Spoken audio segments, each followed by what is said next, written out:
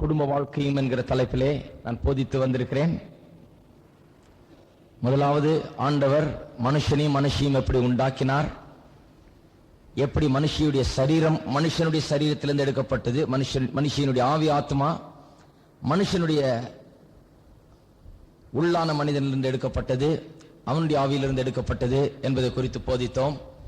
பிறகு நீதிமொழிகள் புஸ்தகத்திலே வந்து எப்படி ஒரு ஆணுக்கு ஒரு பெண், கணவன் மனைவி என்கிற அந்த உறவு எவ்வளவு தூய்மையாய் இருக்கிறது, அதை மீறுவது எப்படிப்பட்ட விளைவுகளை உண்டாக்குகிறது, அது எப்படி நல்லதல்ல, எப்படி இந்த விசேஷித்த கணவன் மனைவி என்கிற ஒரு பந்தத்தை ஆண்டவர் உண்டாக்கி இருக்கிறார், ஏன் ஒரு விசேஷித்த ஒரு உறவு, அது தூய்மையாக காக்கப்பட வேண்டும் என்பதை குறித்து நீதிமொழிகள் 5, 6, 7 அதிகாரங்களிலிருந்து பார்த்தோம். பிறகு 1 பேதுரு 2ஆம் அதிகாரம் 3ஆம் அதிகாரத்துக்கு வந்து கணவன் மனைவி இடையே இருக்கிற அந்த உறவை குறித்து இன்னும் ஆழமாக பார்த்தோம். முக்கியமாக ரட்சிக்கப்படாத கணவனை ரட்சிக்கப்பட்ட மனைவி எப்படி ஆண்டவருக்குள்ளாக கொண்டு வரலாம் என்பதை குறித்து அங்கே பார்த்தோம். அதன் பிறகு நீதிமொழிகள் 31ஆம் அதிகாரத்துக்கு வந்து குணசாலியான ஸ்திரீயை குறித்து போதிக்க ஆரம்பித்தோம். நீதிமொழிகள் 31ஆம் அதிகாரம் பெத்சேபாள் தன்னுடைய மகன் தாவீதுக்கு கொடுக்கக்கூடிய போதனைகள், மகன் சாலமோனுக்கு கொடுக்கக்கூடிய போதனைகள், இளம் வயது ராஜாவாக இருக்கிற சாலமோனுக்கு பெத்சேபாள் பல நல்ல அறிவுரைகளை கொடுக்கிறாள். முக்கியமாக குடிப்பழக்கமும் பெண்களை சுற்றி திரிவதும், இப்படி 2 பழக்கத்தை குறித்து முக்கியமாக 31ஆம் அதிகாரத்தில் பேசப்படுகிறது. 9ஆம் வசனம் வரை முக்கியமாக குடிப்பழக்கத்தை சொல்லிவிட்டு 10ஆம் வசனம் முதல் 31ஆம் வசனம் வரை எப்படி அவனுடைய வாழ்க்கையில ஒரு குணசாலியான ஸ்திரீயை கண்டுபிடிக்க வேண்டும் என்பதை குறித்து போதிக்கிறாள். 10லிருந்து 31 வசனம் வரை 22 வசனங்கள் அடங்கி இருக்கிறது. அந்த 22 வசனங்களிலே குணசாலியான ஸ்திரீ என்பவள் விவரிக்கப்பட்டிருக்கிறாள். 22 காரியங்கள் சொல்லப்பட்டிருக்கிறது குணசாலியான ஸ்திரீயை குறித்து. அந்த 22 காரியங்களும் ஒரு முறையாக சொல்லப்பட்டிருக்கிறது. அந்த முறைக்கு பெயர் அக்ராஸ்டிக் முறை என்று ஏற்கனவே சொல்லியிருக்கிறேன். அக்ராஸ்டிக் முறை என்று சொன்னால் எபிரேய மொழியிலே இருக்கிற 22 எழுத்துக்கள். இது எபிரேய மொழியிலே எழுதப்பட்டது முதலாவது. இப்பொழுது நாம் தமிழில் வாசிக்கிறோம், ஆங்கிலத்தில் மொழிபெயர்க்கப்பட்டிருக்கிறது. வேதாவும் பல மொழிகளில் மொழிபெயர்க்கப்பட்டிருக்கிறது. ஆனால் பழைய ஏற்பாடு எபிரேய மொழியில் எழுதப்பட்டது. அந்த எபிரேய மொழியிலே இந்த அறிவுரைகள் கொடுக்கப்படும் போது 22 அறிவுரைகளை ஞாபகம் வைத்துக் கொள்வது கஷ்டம். ஆகையால் எபிரேய எழுத்துக்கள் 22 இருக்கிறது. நமக்கு தமிழ்ல இருக்கிறது போல 22 எழுத்துக்கள் எபிரேய மொழியிலே இருக்கிறது. அவைகளை எடுத்து ஒவ்வொரு அறிவுரையும் ஒரு எபிரேய எழுத்தின் மூலமாக ஆரம்பிக்கப்படுகிறது. ஆத்திச்சூடி மாதிரி ஒவ்வொரு அறிவுரையும் ஒவ்வொரு எபிரேய எழுத்தின் மூலமாக ஆரம்பிக்கப்படுகிறது. 10ஆம் வசனத்திலிருந்து 31ஆம் வசனம் வரை துரிதமாக 10ஆம் வசனத்தில் கடகடன் சொல்லிக்கிட்டே வர்றேன், என்னென்ன படிச்சிருக்கோம் ஏற்கனவே. ஒவ்வொரு எழுத்தும் ஒவ்வொரு வசனங்களுக்கு கொடுக்கப்பட்டு ஒவ்வொரு வசனங்களும் அந்த ஒரு எழுத்தால் ஆரம்பிக்கப்படுகிறது. 22 எழுத்துக்கள், 22 வசனங்கள் இருக்குது. ஒவ்வொரு வசனமும் ஒரு எழுத்தால் ஆரம்பிக்கப்படுகிறது. எபிரேய மொழியில வாசித்தா அந்த எழுத்து தான் முதல் எழுத்தா இருக்கும் அந்த வசனத்துக்கு. அப்ப எழுத்தை ஞாபகம் வைத்துக் கொண்டு எந்த அறிவுரையை கொடுத்தார்கள் என்று ஞாபகம் வைத்துக் கொள்ளலாம். அது மட்டும் இல்லாமல் எழுத்துக்கு ஒரு அர்த்தமும் உண்டு. அதை ஒரு படம் போல கண்டு அந்த எழுத்துக்கு ஒரு அர்த்தத்தை எபிரேய மக்கள் வைத்திருந்தார்கள். ஆகவே 10ஆம் வசனம் ஏற்பூட்டப்பட்ட மாடுகளை காண்பிக்கிறதா இருக்கிறது. அந்த எபிரேய எழுத்து அது செழிப்பை குறித்து பேசுகிற வசனமா இருக்கிறது. 11வது வசனம் எபிரேய எழுத்தின் 2வது வார்த்தை எழுத்தால் ஆரம்பிக்கப்படுகிறது. பெத் என்கிற எழுத்தால். முதல் வசனம் ஆலப் என்கிற எழுத்தால் ஆரம்பிக்கப்படுகிறது. அது செழிப்பை காண்பிக்கிறது என்று சொன்னேன். 2வது வசனம் அல்லது 11வது வசனம் 2வது எழுத்தை கொண்டு ஆரம்பிக்கப்படுகிறது. அந்த எழுத்து பெத் என்கிற எழுத்து. அது குடும்பத்தை காண்பிக்கிறதா இருக்கிறது. குடும்பத்தில் இருக்கிற செக்யூரிட்டி, அந்த நிச்சயமுள்ள ஒரு. 12வது வசனம் 3வது எழுத்தால் ஆரம்பிக்கப்படுகிறது. கிமல் என்கிற எழுத்தால். அந்த எழுத்து ஒட்டகத்தை குறிக்கிறதா இருந்தது. எல்லா சூழ்நிலைகளிலேயும் ஒட்டகம் தலையை அசைகிறது இல்லை. காடு மேடு ஊரு எங்க போனாலும் சரி அது போகும்போது உடம்பெல்லாம் அசைகிறது, ஆனால் தலையோ அசைவதில்லை. அதுபோல பெண் குணசாலியான ஸ்திரீ அசையாதவளாய், அவள் சூழ்நிலைகளினால் அசைக்கப்படாதவளாய், அவ்வப்போது சூழ்நிலைக்கேற்ப மாறிக்கொண்டில்லாதவளாய், அவள் சீரானவளாய் இருக்கிறாள் என்பதை எடுத்து காண்பிக்கிறது. 13வது வசனம் 4வது எபிரேய எழுத்தால் ஆரம்பிக்கப்படுகிறது. அது அந்த எழுத்தின் பேர் டாலத். அதனுடைய பொருள் திறக்கப்பட்ட கதவு அல்லது தீர்மானங்களை எடுக்கக்கூடிய திறமை என்று சொன்னேன். 5வது எழுத்தால் 14வது வசனம் ஆரம்பிக்கப்படுகிறது. அந்த 5வது எழுத்தின் பெயர் ஹே. அந்த எழுத்து விண்டோஸ் அல்லது ஜன்னல்களை குறிக்கிறது. ஜன்னல்கள் என்று சொன்னால் வாழ்க்கையின் நல்ல கண்ணோட்டத்தை அது குறிக்கிறதா இருக்கிறது. 6வது எழுத்தை கொண்டு 15வது வசனம் ஆரம்பிக்கப்பட்டிருக்கிறது. அந்த 6வது எழுத்து வா என்கிற எபிரேய எழுத்து. அது ஒரு ஆணியை போல் இருக்கிறது. எழுதப்பட்ட விதத்தை பார்த்தீர்கள் என்றால் அந்த எபிரேய பாஷையிலே ஆணியை போல் இருக்கிறது. செவற்றில் ஆணியை அடித்து எப்படி நம்முடைய பொருட்களை அங்க மாட்டி வைக்கிறதுக்கு அது உதவுகிறதோ அதுபோல குணசாலியான ஸ்திரீ தன்னுடைய குடும்பம் முழுவதையும் கட்டி காக்கிற ஒரு ஆணியை போல் இருக்கிறாள். அவள் மீது எல்லா பொறுப்புகளும் தொங்கவிடப்பட்டிருக்கிறது. அவள் மீது எல்லாம் தொங்குகிறது. குடும்ப பாரங்கள் அனைத்தும் அவள் சுமக்கிறவளாய் இருக்கிறாள் என்பதை அது எடுத்து காண்பிக்கிறதா இருக்கிறது. 16வது வசனம் ஜைன் என்கிற எபிரேய எழுத்தால் ஆரம்பிக்கப்படுகிறது. அது பட்டயத்தை குறிக்கிறது. அவளுடைய அக்ரெசிவ் நேச்சர், ஒரு காரியத்தை சிந்தித்து ஆரம்பித்து செயலாற்றி முடித்து சாதிக்கக்கூடிய ஒரு திறமை அது ஆண்களுக்கு மட்டுமல்ல அது பெண்களுக்கும் இருக்கிறது என்பதை அதை எடுத்து காண்பிக்கிறது. அவள் எப்படி தன் கைகளினால் சம்பாத்தியத்தை உண்டு பண்ணுகிறாள், திராட்சை தோட்டத்தை நாட்டுகிறாள், போய் நிலத்தை வாங்குகிறாள், பல காரியங்களை மிகவும் தீவிரமாக வியாபாரத்திலும் மற்ற காரியங்களில் ஈடுபடக்கூடியவளாய் அவள் இருக்கிறாள் என்பதை குறித்து பார்த்தோம். 17வது வசனம் சேத் என்கிற வார்த்தை அது என்க்ளோஷர், ஒரு வேலியை காண்பிக்கிறது. தன்னுடைய கணவனுக்கு எப்படி அவள் ஒரு வேலியை போல் இருக்கிறாள். அவன் தன்னுடைய எந்த விதமான இன்பத்திற்கோ சுகத்திற்கோ வேறொருவரையும் நாடாமல் தன்னுடைய மனைவி தன்னை முற்றிலுமாய் திருப்திப்படுத்துகிறபடியினால் அவன் ஒரு வேலிக்குள்ளாக இருப்பதை அந்த வசனம் எடுத்து காண்பிக்கிறது. 18வது வசனம் டெத் என்கிற வசனம் அது ஃப்ளோ, நீரோட்டத்தை காண்பிக்கிறது. அவளுடைய எனர்ஜி, அவளுடைய சத்து, அவளுடைய தெம்பு குறையாமல் இருக்கிறது. வீட்டிலேயும் வெளியிலேயும் அவள் சிறந்து விளங்குகிறாள். வியாபாரத்திலேயும் வீட்டு பொறுப்புகளிலேயும் அவள் தவறாது எல்லாவற்றையும் கவனித்து அதிகாலையிலிருந்து இரவு வரை அவள் உழைக்கிறவளாய் இருக்கிறாள். இருந்தாலும் அவளுடைய தெம்பு, அவளுடைய ஆற்றல், அவளுடைய உற்சாகம் ஒருபோதும் குறையாமல் இருக்கிறது. அந்த குறையாமல் இருக்கிறது காரணம் என்னவென்றால் அவளுடைய உள்ளாக இருக்கிற அந்த விளக்கு இரவிலே கூட அணையாமல் இருக்கிறது. உள்ளாக இருக்கிற விளக்கு என்று சொன்னால் அவருடைய ஆவிக்குரிய வாழ்க்கையை குறிக்கிறது என்று ஏற்கனவே சொல்லியிருக்கிறது. 19வது வசனம் யோத் என்கிற எபிரேய எழுத்தால் ஆரம்பிக்கப்பட்டிருக்கிறது. அது மூடப்பட்ட கரம் போல இருக்கும். அந்த எபிரேய எழுத்தை பார்த்தால் அந்த மூடப்பட்ட கரங்கள் உழைக்கும் கரங்கள், வேலை செய்கிற அந்த கைகளை குறிக்கிறது. 20வது வசனம் திறக்கப்பட்ட கரத்தை போல இருக்கும். அந்த எபிரேய எழுத்தை பார்த்தால் அது கொடுக்கிற கரங்களை காண்பிக்கிறது. அவளுடைய கொடுக்கும் தன்மையை குறித்து 20ஆம் வசனம் பேசுகிறது. 21வது வசனம் லாமெத் என்கிற எபிரேய வார்த்தை அது அந்த அவளுடைய பயப்படாத தன்மையை, அவளுக்குள்ளாக இருக்கிற உள்ளான மோட்டிவேஷன், உந்தி தள்ளுகிற ஒன்றை காண்பிக்கிறது. அந்த மாட்டை எப்படி மாடு பயந்து தயங்கி நின்று போகிற மாடை, போக முடியாமல் இருக்கிற மாடை எப்படி குத்தி தள்ளுகிறார்கள் ஒரு குச்சியை வைத்து, அதுபோல ஒரு குச்சி அவளுக்குள்ளாக இருக்கிறது. அவளை தள்ளுகிற, உந்தி தள்ளுகிற ஒரு ஆவியானவர் அவருக்குள்ளாக இருக்கிறார். ஒரு மோட்டிவேஷன் அவளுக்கு இருக்கிறது. எதை குறித்தும் அவள் பயப்பட மாட்டாள் என்று சொன்னேன். பிறகு 22வது வசனம் மெம் என்கிற எபிரேய எழுத்தால் ஆரம்பிக்கப்படுகிறது. இதற்கு தண்ணீர் என்று பொருள். இது அவளுக்கும் அவளுடைய கணவனுக்கும் இருக்கிற சரீர பிரகாரமான உறவை எப்படி அவள் மேன்மைப்படுத்துகிறாள், அதை விசேஷமாக எப்படி காக்கிறாள் என்பதை குறித்து பேசுகிறது. 23வது வசனம் நுன் என்கிற வார்த்தை, அதை காணும் போது எபிரேய மக்கள் மீன் என்று அர்த்த ஃபிஷ் என்று அர்த்தத்தோடு அதை கண்டார்கள். அதனுடைய பொருள் என்ன? கான்சென்ட்ரேஷன், கூர்ந்து கவனித்து செயலாற்றக்கூடிய திறனை அது காண்பிக்கிறது. வீட்டிலே எல்லாம் நன்றாக இருக்கிறபடினால் வெளியிலே கணவன் மிகவும் பிரபலமானவராக, பேர் பெற்றவராக, தன்னுடைய தொழிலிலே தன்னுடைய கையிட்டு செய்கிற காரியங்களிலே ஜெயம் பெற்றவராக, அந்த தொழிலே சிறந்தவராக அவர் விளங்க முடிகிறது. ஏனென்றால் வீட்டிலே பிரச்சனை கிடையாது. வீட்டிலே பிரச்சனை இல்லாததுனால தொழிலே அவர் கவனம் செலுத்த முடிகிறது. அவர் செய்கிற வேலையிலே அவர் கவனம் செலுத்த முடிகிறது என்பதை குறித்து பார்த்தோம். இப்பொழுது 24, 25, 26, 27 வசனங்களை கவனிக்க போகிறோம். அது வெறும் ஏற்கனவே கற்றுக்கொண்ட காரியங்கள் தான். 24, 25, 26, 27 வசனங்களை இன்றைக்கு நாம் கவனிக்க போகிறோம்.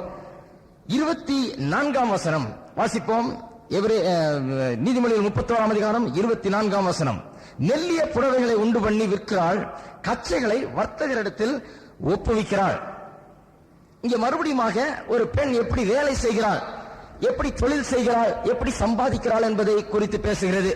ஆச்சரியமா இருக்குது எனக்கு வாசிக்க வாசிக்க. எத்தனை இடத்துல அந்த பெண் எப்படி வேலை செய்கிறா, எப்படி வெளியே போய் சம்பாதிக்கிறா, எவ்வளவு என்டர்பிரைசிங்கா, எவ்வளவு சாமர்த்தியசாலியா இருக்கிறாள்.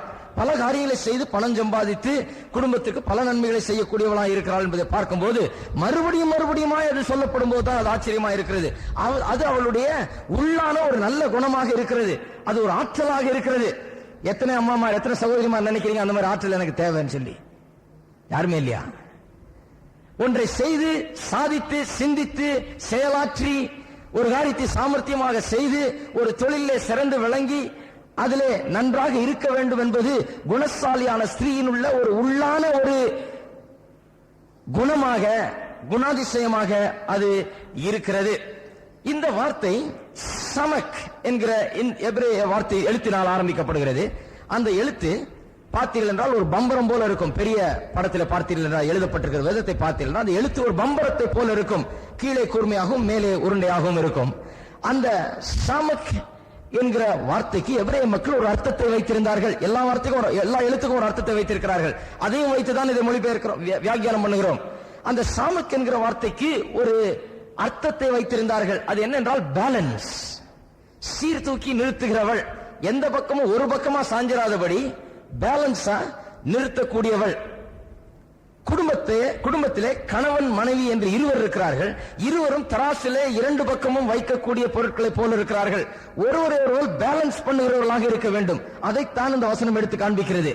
ஒருவருடைய குறையை இன்னொருவர் நிவர்த்தி செய்கிறவராக, ஒருவருடைய குறையை இன்னொருவர் சரிகட்டுகிறவராக இருக்க வேண்டும். பேலன்ஸ் பண்ணுகிறவராக, ஒருவருடைய குறையை ஒருவர் சரிகட்டுகிறவராக, ஒருவருடைய அதிகமாக இருக்கக்கூடிய அந்த நிறைவை இன்னொருவர் சரிகட்டுகிறவராக அப்படி இருக்க வேண்டும் என்று இந்த வசனம் போதிக்கிறது. முக்கியமாக எந்த விஷயத்தில் ஒருவருடைய ஒரு குறைவை இன்னொருவர் சரிகட்டுகிறார்கள்? இந்த வசனத்தின்படி பார்த்தால் பொருளாதார ரீதியிலே ஒருவருடைய குறையை இன்னொருவர் சரிகட்டுகிறவர்களாக இருக்கிறார்கள். இங்க இந்த பெண் போய் வேலை செய்து மெல்லிய புடவைகளை உண்டு பண்ணி விற்கிறார். Manufacture and sales. உண்டு பண்ணுவது மட்டுமல்ல, இவன் உண்டு பண்ணி விற்கிறார். கச்சைகளை, அது இன்னொரு விதமான உடைகள், உள் உடைகள், கச்சைகளை வர்த்தகரிடத்தில் ஒப்புவிக்கிறாள். அவள் மேனுஃபேக்சரிங் அண்ட் சேல்ஸ்ல ஈடுபட்டிருக்கிறாள். ஒன்றை உண்டாக்குகிறாள், ஒன்றை விற்கிறாள். இப்படி பொருளாதார ரீதியிலே இவள் தன்னுடைய வீட்டிலே கணவன் மூலமாக ஏற்பட்டிருக்கிற குறையை நிவர்த்தி செய்கிறவளாக, பேலன்ஸ் பண்ணுகிறவளாக இருக்கிறாள். எத்தனை பேருக்கு தெரியும், அநேக நேரத்தில் கொஞ்சம் வருமானம் கம்மியா இருந்தா, கணவனுக்கு கொஞ்சம் வருமானம் கம்மியா இருந்தா மனைவியும் கொஞ்சம் சேர்ந்து வேலை செய்து அந்த குறைவை நிவர்த்தியாக்க வேண்டியதா இருக்கிறது, சரி கட்ட வேண்டியது இருக்கிறது அநேக நேரங்களில். அது மிகவும் அவசியம். ஆனா பாருங்க, அது தெரியாம அநேக ஆவிக்குரிய மக்கள் மனைவினா வீட்டுல தான் இருக்கணும், குழந்தைய தான் பாத்துக்கணும், இந்த சட்டிப்பானையோட தான் உட்கார்ந்து கிடக்கணும், வேற எதுக்கு லாய்க்கு கிடையாது, வெளியே போக கூடாது, ஒண்ணும் பண்ணக்கூடாது, அப்படிப்பட்ட ஒரு தவறான எண்ணத்தை போதிக்கவும் செய்திடுறாங்க. வச்சிருந்தா கூட பரவாயில்ல, அதை எடுத்து போதிக்கிறவர்களும் இருக்கிறார்கள். மனைவி என்று சொன்னால் எந்த விதமான வேலையிலும் இருக்கக்கூடாது, எதுலையும் சிறந்து விளங்கக்கூடாது, சும்மா வேலை வீட்டுல அடுப்பங்கரையில ஒரு மூலையில அழுகு புடவையோட அது பாட்டுக்கு அது வேலையை செய்துட்டு கிடக்கணும்னு இருக்கிறாங்க. பரவாயில்ல, அப்படி செய்ய விரும்புகிறவர்கள் செய்யலாம். அப்படி செய்து வீட்டை மட்டும் கவனிச்சுக்கிட்டு புருஷன் அதிகமா சம்பாதிக்கிறார், எனக்கு சம்பாத்தியமே வேண்டியதில்லை என்று சொல்லுகிறவர்கள் அப்படி செய்வதில் தவறே கிடையாது. வீட்டை ஒரு ஆள் முழு நேரமும் இருந்து கவனிச்சா நன்றாக தான் இருக்கும், அதுவும் அதுல ஒன்றும் தவறே கிடையாது. ஆனால் சில நேரங்களிலே ஒரு ஆளுடைய சம்பாத்தியத்திலே சில குறைகள் ஏற்படுகிறது. ஒரு ஆளுடைய சம்பாத்தியத்தை வைத்து சில நேரத்திலே காரியங்களை நடப்பிக்க முடியாமல் இருக்கிறது. நம்முடைய எதிர்கால நோக்கம் எப்படியா இருக்க வேண்டும்? ஒரு ஆளுடைய சம்பாத்தியத்திலே நாம் வாழக்கூடிய ஒரு நாள் வர வேண்டும் என்று நாம் நினைக்க வேண்டும், அதை எதிர்பார்க்க வேண்டும், அதற்காக உழைக்க வேண்டும். அப்படி வந்தால் அது ஒரு நல்ல ஆசீர்வாதம் தான், இல்லைங்களா? ஒரே ஆள் வேலை செய்து கணவன் மட்டும் வேலைக்கு போயிட்டு வந்து சம்பாரிச்சு கொண்டு வந்து அது போதுன்றா, அது பெரிய ஆசீர்வாதம் தான். ஆனாலும் பாருங்க, சில பெண்கள் சிலர் வேலை செய்யாமல் இருக்க முடியாது. அவளுடைய குணாதிசயங்கள் அப்படி இருக்கிறது. இந்த குணசாலியான ஸ்திரீயினுடைய குணாதிசயம் அப்படிப்பட்டதா இருக்கிறது.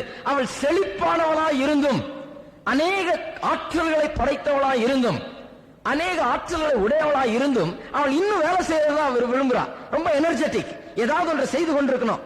சிலரை பாருங்க, வீட்டில் உட்கார வைக்கவே முடியாது. 15,000 ரூபாய் 20,000 ரூபாய் சம்பாரிச்சா கூட பரவாயில்ல, நான் திருப்பி வேலைக்கு போய் தான் ஆவணுவாங்க. ஏன்னா அவளுடைய ஆற்றல் அப்படி, அவளுடைய திறமை அப்படி, அவள் உள்ளுக்குள்ள இருக்கிற அந்த அந்த குணாதிசயங்கள் அப்படி. ஏதாவது ஒன்றை செய்து சாதித்து எதையாவது ஒன்றை பண்ணிக்கொண்டே இருக்க வேண்டும். அப்படிப்பட்ட குணாதிசயத்தை இந்த குணசாலியான ஸ்திரீ உடையவளாய் இருக்கிறாள்.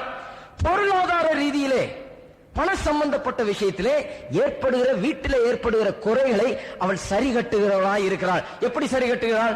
அவள் செய்கிற முயற்சியின்படி மூலமாக, அவள் கையிட்டு செய்கிற காரியங்கள் மூலமாக, அவளுடைய தொழிலின் மூலமாக, வியாபாரத்தின் மூலமாக அந்த குறையை அவள் ஈடுகட்டுகிறவளாய் இருக்கிறாள்.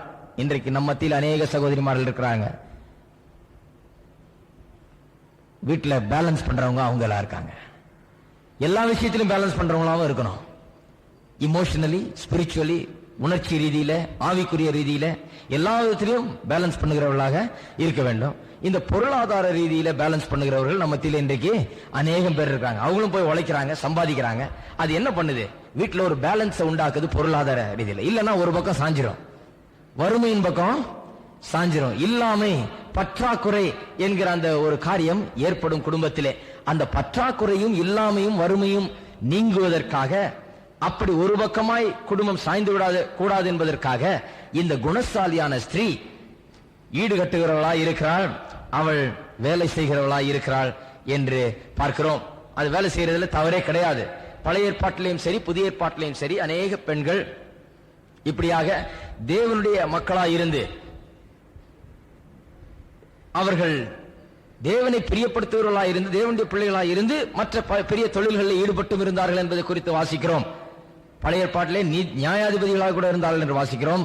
புதிய ஏற்பாட்டிலே லீதியால் போன்ற பெண்கள் அவர்கள் பல பொருட்களை பிரயாணம் செய்து விற்கிறவர்களாய் இருந்தார்கள் என்று வாசிக்கிறோம். அவர்கள் சபையிலேயும் எப்படி ஈடுபாடு கொண்டவர்களாக, திறமை வாய்ந்தவர்களாக இருந்தார்கள் என்பதை குறித்து வாசித்து வருகிறோம். ஆகையால் பெண்கள் வேலை செய்வதில் எந்த விதமான தவறும் கிடையாது. அநேக நேரத்தில் பெண்கள் சில காரியங்களை ஈடுகட்ட வேண்டியதா இருக்கிறது, சில குறைகளை பேலன்ஸ் பண்ண வேண்டியதா இருக்கிறது. கர்த்தருக்கு ஸ்தோத்திரம், பெண்கள் வேலை செய்வதில் எந்த தவறும் கிடையாது.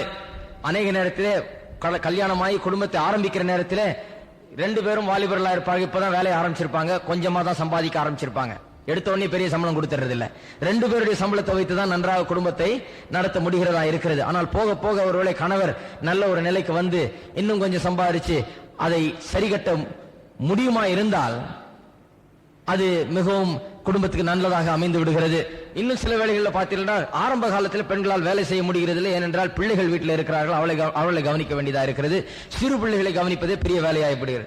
ஆனால் சிறு பிள்ளைகள் வளர்ந்து பெரியவர்களாகிற வேலையிலே இந்த ஆற்றல் மிக்க பெண்கள் வீட்டில் உட்கார்ந்து சும்மா செவுத்த பார்த்துட்டு இருக்க முடியாது. அவர்களுக்கு போர் அடிச்சு போயிடும், அவர்களுக்கு ஒன்றும் கையில செய்யாமல் இருக்க முடியாது. அவர்கள் சுறுசுறுப்பானவர்கள், அவர்கள் நன்றாக ஜெபிக்கக்கூடியவர்கள், தேவனுடைய வார்த்தையை சிந்திக்கக்கூடியவர்கள், ஆற்றல் படைத்தவர்கள், அவர்கள் மிகவும் திறமைசாலிகள். ஆகியால் சும்மா உட்கார்ந்து செவுத்து பார்த்துட்டு இருக்க முடியாது. அவர்கள் எழுந்து எதையாவது ஒன்றை செய்ய பிரியப்படுகிறார்கள். அதை செய்வது அவர்களுக்கு மிகுந்த திருப்தி அளிக்கிறது, குடும்பத்திற்கும் அது பெரிய ஆசீர்வாதத்தை கொண்டு வருகிறது. ஆகியால் 24ஆம் வசனம் பேலன்ஸ் என்கிற காரியத்தை குறிக்கிறது. 25வது வசனத்தை வாசிப்போம். இது மிகவும் சுவாரஸ்யமான ஒரு வசனம். 25வது வசனம், அவள் உடை பலமும் அலங்காரமாய் இருக்கிறது. அவள் உடை பலமும் அலங்காரமாய் இருக்கிறது. Strength and honor are her clothing என்று ஆங்கிலத்தில் சொல்லப்பட்டிருக்கிறது. Strength என்றால் பலம், honor என்று சொன்னால் அவளுடைய இங்கே அலங்காரம் என்று சொல்லப்பட்டிருக்கு. honor என்று சொன்னால் அவளுடைய மேன்மைகள். பலமும் அவளுடைய நல்ல பல குணங்கள், அவளுடைய மேன்மையாக அமைந்திருக்கிற காரியங்கள், நல்ல குணங்களை அது குறிக்கிறது. ஆனர் என்று சொன்னால் அந்த பலமும் அவளுடைய மேன்மை பொருந்திய குணங்களும் அவளுக்கு உடையாயிருக்கிறது. உடை என்று சொன்ன உடனே ஒரு காரியம் என்ன என்றால், உடைனா மற்றவங்க பார்க்கக்கூடிய ஒன்று, உடை என்றால் மற்றவர்களுக்கு தெரியக்கூடிய ஒன்றாய் இருக்கிறது. 25ஆம் வசனம் எபிரேய மொழியிலே ஐன் என்கிற எபிரேய எழுத்தால் ஆரம்பிக்கப்படுகிறது. அதை பார்த்தால் எபிரேய மக்கள் அதற்கு ஒரு அர்த்தம் வைத்திருந்தார்கள். அதற்கு ஃபவுண்டன், நீரூற்று, ஃபவுண்டன் என்று ஒரு அர்த்தத்தை வைத்திருந்தார்கள். ஃபவுண்டன் என்று சொன்னால் அந்த நீர், தண்ணீரானது பாய்ந்து வரக்கூடிய ஒரு சக்தி, அதை உந்தி தள்ளுகிற ஒரு சக்தி அதற்கு தேவை. தண்ணி சும்மா அப்படி விழாது. ஃபவுண்டன் என்று சொன்னால் அப்படியே பீரிட்டு கொண்டு தண்ணி வருகிறது, ஒரு சக்தியோடு கூட அந்த தண்ணி வெளிவருகிறது. அநேக இடத்துல ஃபவுண்டன்ஸ் வச்சிருப்பாங்க, அது மோட்டரைஸ்டு, மோட்டரை பின்னால வச்சு அந்த மோட்டர் தள்ளுறதுனால தான் அந்த பைப் மூலமாக வந்து மிக உயரமாக அந்த தண்ணி வர முடிகிறது. அப்படி இந்த ஃபவுண்டன் பலம் வாய்ந்ததாக இருக்கிறது. அதுக்கு பின்னால் ஒரு சக்தி இருக்கிறது. அந்த சக்தி அந்த தண்ணீரை அப்படி வேகமாக பாய செய்கிறது. இந்த குணசாலியான ஸ்திரீ அப்படி வேகமாய் பாய்கிற தண்ணீரை போல இருக்கிறாள். அவளுக்குள்ளாக ஒரு வேகம் இருக்கிறது, அவளுக்குள்ளாக ஒரு சக்தி இருக்கிறது. அந்த உள்ளுக்குள்ளாக இருக்கிற அந்த வேகமும் சக்தியும் தான் அவளுக்கு உடையாயிருக்கிறது. அந்த வேகத்தையும் சக்தியும் உள்ளுக்குள்ளாக இருக்கிற அந்த ஆற்றலை உடையை போல் அணிந்திருக்கிறாள். உடையை போல் அணிந்திருக்கிறாள்னா உள்ள இருக்கிற சக்தி வெளியே தெரியும் வண்ணமாக அது இருக்கிறது. பார்க்கக்கூடிய அளவிலே அந்த சக்தி வெளிப்படுகிறது. 1 பேதுரு 3ஆம் அதிகாரத்துக்கு திருப்போம். ஏற்கனவே அதை படிச்சோம். இன்னொரு முறை அதை நான் காமிக்க போறேன். இப்ப இன்னொரு ஆங்கிள் இருந்து பார்ப்போம். இன்னொரு விதத்தில் அதை பார்க்கும்போது இன்னும் நன்றாக நமக்கு அது விளங்கும். 1 பேதுரு 3ஆம் அதிகாரம். மறுபடியும் நீதிமொழிகளுக்கு வருவோம் ஒரு நிமிஷத்தில். 1 பேதுரு 3ஆம் அதிகாரம் 2ஆம் வசனம். இது மனைவிகளை குறித்து பேசுகிறது. இங்கே போதனையின்றி மனைவிகளின் நடக்கையினாலே ஆதாயப்படுத்திக் கொள்ளப்படுவார்கள். அதாவது ரட்சிக்கப்படாத கணவர்கள் எப்படி போதனையின்றி மனைவியினுடைய நடக்கையினாலே ஆதாயப்படுத்திக் கொள்ளப்பட முடியும் என்பதை குறித்து இங்கு பேசுகிறது. அப்படி ஆதாயப்படுத்திக் கொள்ளப்பட வேண்டும் என்றால் மனைவி அப்படிப்பட்டவளாய் இருக்க வேண்டும் என்பதை குறித்து 3வது வசனம் பேசுகிறது. 3வது வசனம் கவனிங்க. மயிரை பின்னி பொன்னாபரணங்களை அணிந்து உயர்ந்த வஸ்திரங்களை உடுத்திக் கொள்ளுதலாகிய புறம்பான அலங்கரிப்பு உங்களுக்கு அலங்காரமாய் இல்லாமல். போதனையின்றி புருஷனை, ரட்சிக்கப்படாத புருஷனை எப்படி ஆதாயப்படுத்திக் கொள்ளணும்? மயிரை பின்னி பொன்னாபரணங்களை அணிந்து உயர்ந்த வஸ்திரத்தை உடுத்தி அழகாக பகட்டாக தன்னை காண்பித்துக் கொள்ளுகிறதுனாலேயா மனைவி தன்னுடைய ரட்சிக்கப்படாத கணவனை ஆண்டவரிடத்தில் ஆதாயப்படுத்த முடியும்? அது முடியாது என்று வேத வசனம் சொல்லுகிறது. பகட்டாக உடை உடுத்தி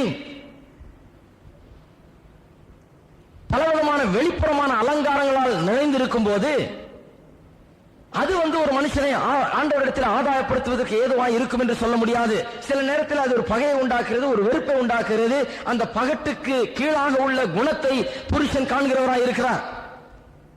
அவருக்கு தெரியும் எப்படிப்பட்ட ஆள், நீ எவ்வளவு அழகா ட்ரெஸ் பண்ணி, எவ்வளவு அழகான புடவையை உடுத்தி, எவ்வளவு அழகா தலையை சீவி, எவ்வளவு அழகா பவுடரை போட்டு சென்ட்டை போட்டு எவ்வளவு வாசனையா வந்து நின்னாலும் புருஷனுக்கு உள்ள ஆள் எப்படின்னு தெரியும். அதுதான் இங்க வசனம் சொல்லுது. மயிரை பின்னி பொன்னாபரணங்களை அணிந்து உயர்ந்த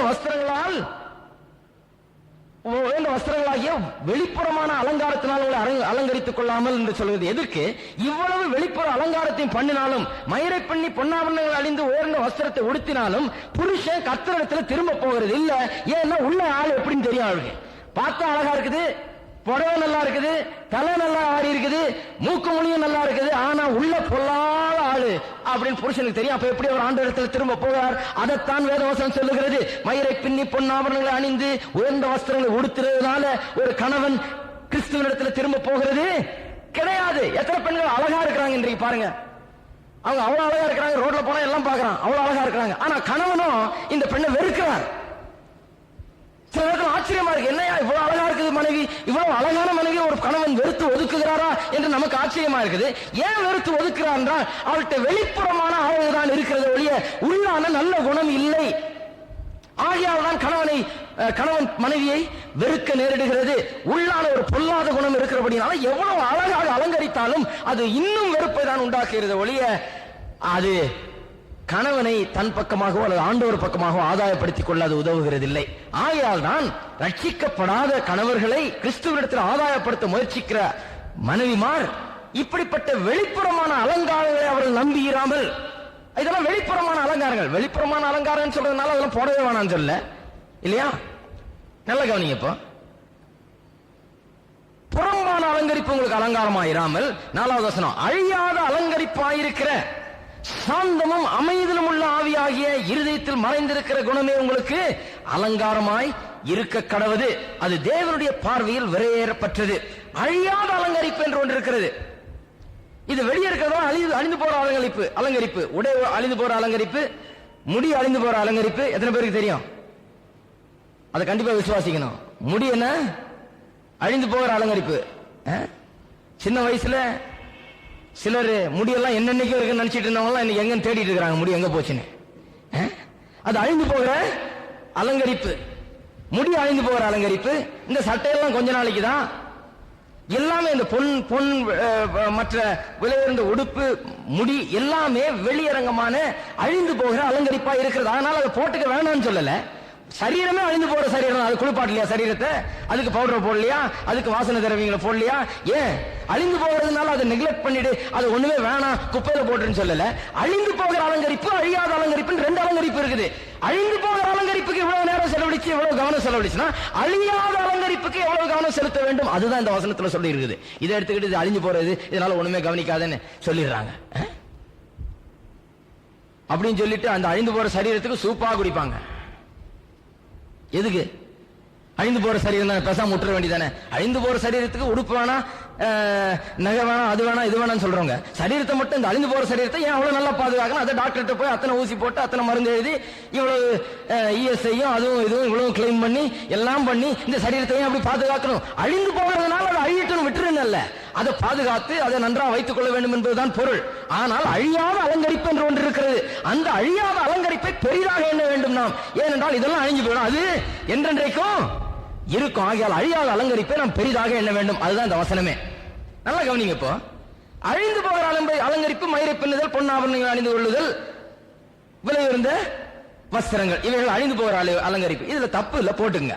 ஆனால் அழியாத அலங்கரிப்பா இருக்கிற சாந்தமும் அமைதலும் உள்ள ஆவியாகிய இருதயத்தில் மறைந்திருக்கிற குணமே உங்களுக்கு அலங்காரமா இருக்க கடவுது.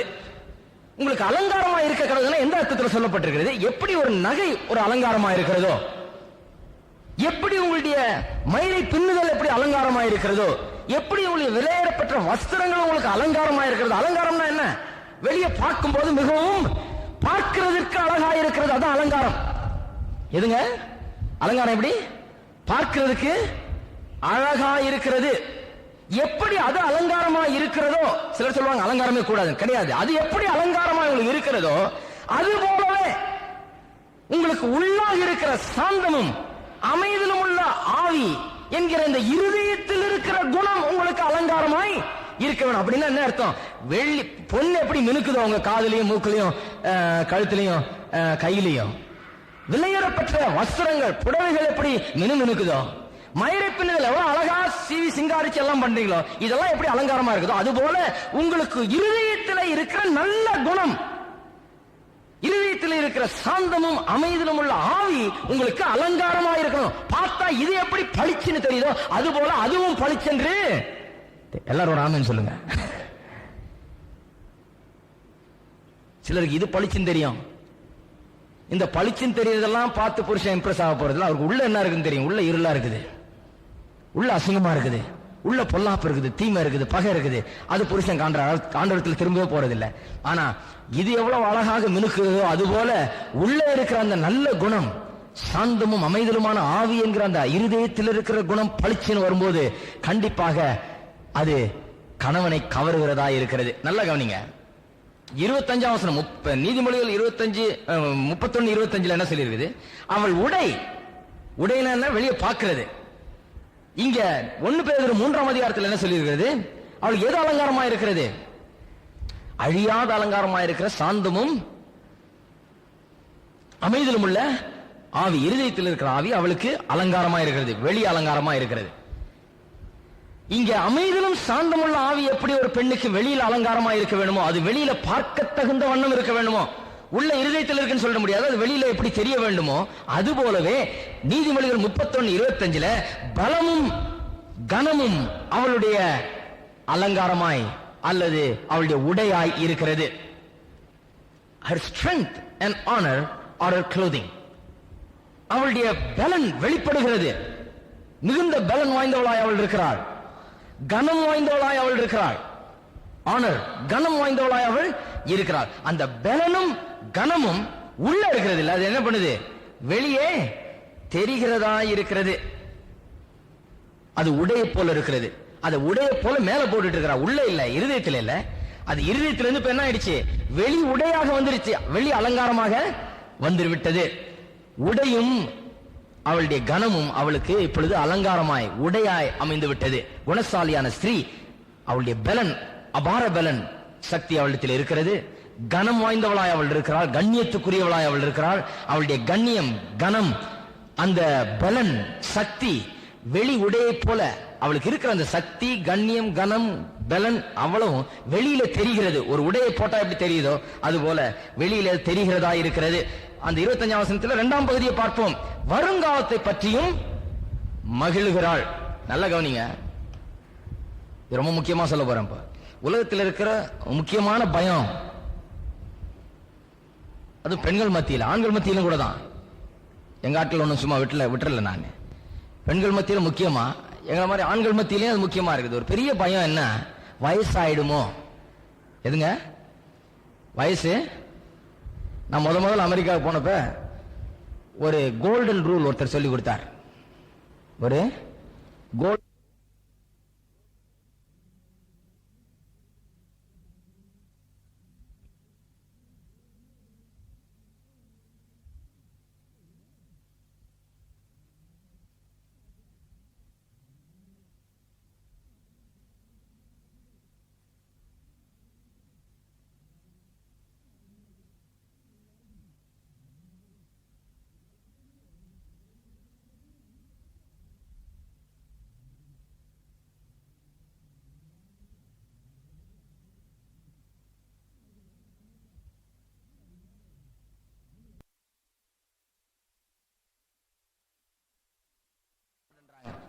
வயச கேட்காதீங்கன்றாங்க. ஏன் அது வயசாகி விடுகிறோமோ, வயசாகி விடுதோ என்கிற ஒரு பயம் மக்களிடத்தில் பீதி அடைந்திருக்கிறார்கள். அதை குறித்த ஒரு பயம் அவர்களுக்குள்ளா இருக்கிறது. வயசு அதிகமாக ஆக இன்னும் இந்த வெளிப்புறமான அலங்காரங்கள் இன்னும் அதிகமாகுது சிலருக்கு. ஏன்னா எப்படியாவது வயசு குறைவா நம்ம காமிக்கணும். நல்லா பவுடர் போட்டு நல்லா போட்டு தேய்ச்சி அந்த சாயம் இந்த சாயம் எல்லா சாயத்தையும் சேர்த்து பூசி எப்படியாவது எல்லாம் ஹைலைட் பண்ணி எங்கெங்க தூக்கி இருக்கணும் அங்கங்க தூக்கி எங்கெங்க அமுங்கி இருக்கணும் அங்கெல்லாம் அமுங்கி எல்லாம் பண்ணி எப்படியாவது பாக்குறதுக்கு ரொம்ப அழகா அப்படி இருக்கணும்னு சொல்லி முகத்துல என்னென்னோ பண்றாங்க, பல்லே பிடிங்கிடுறாங்க.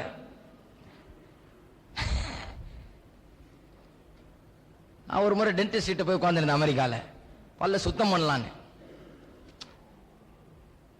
அப்ப அவர் சொல்லிட்டு இருந்தாரு, இங்கெல்லாம் எங்க பெண்கள்லாம் கடைசி 4 பல்ல இங்க ஒண்ணு இங்க ஒண்ணு இங்க ஒண்ணு இங்க ஒண்ணு 4 பல்ல பிடிக்கிடுவாங்க. ஏங்க என்ன இந்த இடத்துல கொஞ்சம் அமுங்கி இருக்கணுங்க, அவங்களுக்கு அதான் இஷ்டம்.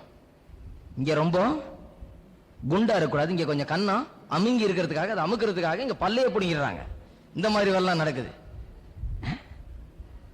எல்லாவற்றையும் பண்ணி எப்படியாவது பாக்குறதுக்கு கொஞ்சம் அழகா இருக்கணும், எதையாவது பூசி என்னமாவது பண்ணி. அவனு தப்புன்னு சொல்லல. ஜான் ஓஸ்டின் சொல்லுவாரு, எந்த ஒரு மாட்டு கொட்டாய்க்கு பெயிண்ட் அடிச்சா கூட அது அழகா தான் இருக்கும். ஆகையால சகோதரிமார் பெயிண்ட் அடிச்சுட்டா அதுல தப்பே இல்லைன்னு சொல்லுவார் அவர். பாருங்க, இவ்வளவா பூசி எல்லாம் பண்ணி அலங்கரிக்க ஏன் பண்றாங்கன்னா வயசாகி விடுகிறதே என்கிற ஒரு பயம் அவர்களுக்குள்ளாக. வயசாயிட்டே போதே முகத்தெல்லாம் சுருக்கம் விழுந்துருதே, போய்கிட்டே இருக்குதே, இது பாட்டுக்கு எல்லாம் பாக்குறதுக்கெல்லாம் அப்படியே ஒரு மாதிரி இதாகி போயிடுறோம், வயசாகி விடுகிறதே என்கிற ஒரு பெரிய பயம் எல்லா மக்களையும் ஆட்கொள்ளுகிறதா இருக்கிறது. ஆனால் இவளோ, இந்த குணசாலியான ஸ்திரீயோ, அவளுக்கு வெளிப்புறமான அலங்காரம் அவ்வளவு பெருசு இல்லைன்னு தெரியும். உள்ளான அலங்காரம் வர வர இன்னும் அழகாகிக்கிட்டே போயிட்டே இருக்கிறது. உள்ளான அலங்காரம் வர வர இன்னும் அழகாகிக்கொண்டே இருக்கிறது. ஆகையால் வருங்காலத்தை பற்றி அவள் நினைத்து கவலைப்பட்டு வெட்கப்பட்டு வயசு சொல்லாம வெட்கப்படுகிறவள் அல்ல, வருங்காலத்தை பற்றி அவள் மகிழுகிறாள்.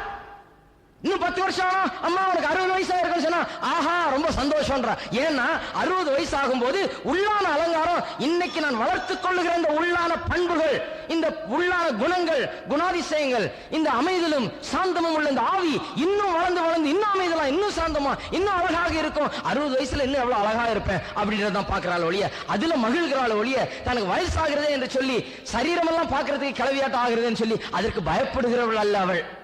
தன்னுடைய வருங்காலத்தை பற்றி அவள் மகிழுகிறாள். ஒரு போதகர் இப்படியாய் சொன்னார் ஆங்கிலத்தில், she rejoices for the time to come இருக்குது. இன்னொரு டிரான்ஸ்லேஷன்ல she laughs at the time to come. வருங்காலத்தை பார்த்து அவள் சிரிக்கிறா. வா பரவாயில்ல, வயசானா என்ன ஆயிட போகுது என்று சொல்லி சிரிக்கிறாள் என்று போட்டிருக்கிறது. ஒரு போதகர் இப்படியாய் சொன்னார் ஆங்கிலத்தில். தமிழ்ல சொல்றேன், ஆங்கிலத்தில் முதல்ல சொல்லிடுறேன். ஒரு அமெரிக்க போதகர் இப்படியா சொன்னார். அதை கேட்டப்ப என்ன அப்படி சொல்றாரு என்று இருக்குது. ஆனா இப்ப விளங்குது. Youth is a disease.